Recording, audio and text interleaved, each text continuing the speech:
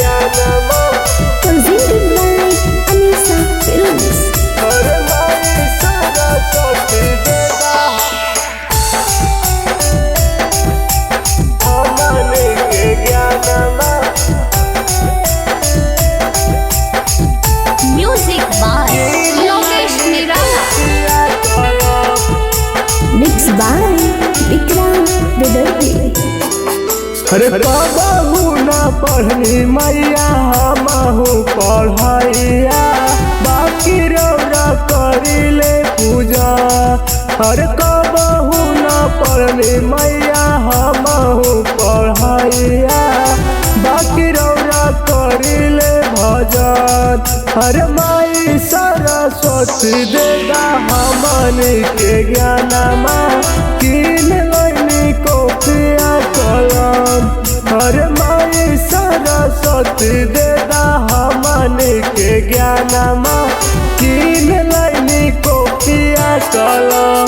कबहू न पढ़नी मैया हमहू पढ़ैया बाकी रौरा करिले पूजा। अरे कबहू न पढ़नी मैया हमहू पढ़ैया बाकी रौरा करिले भजन। अरे माई सरस्वती देगा हमनी के ज्ञानमा किन लैनी कॉपिया कलम। अरे माई सरस्वती देगा हमनी के ज्ञानमा किन लैनी कॉपिया कलम। हमनी के ज्ञानमा अरे माई सरस्वती देगा हमनी के ज्ञानमा किन लैनी कॉपिया कलम।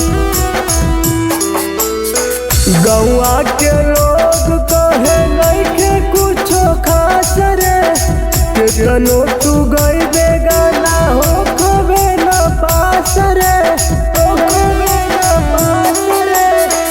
गौआ के लोग कहे नइखे कुछो खास रे केतनो तू गइबे गाना हो खबे न पास रे। हमारा पताया करी माई बिना वाली दे देता हमारो बचन।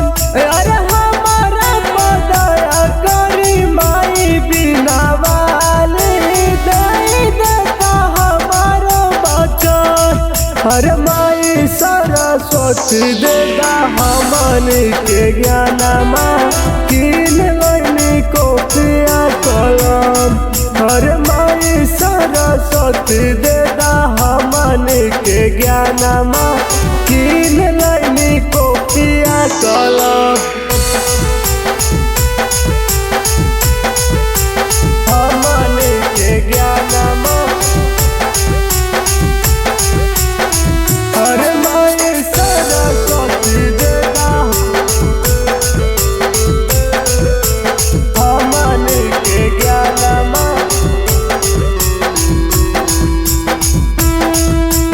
किन लैनी कॉपिया कलम।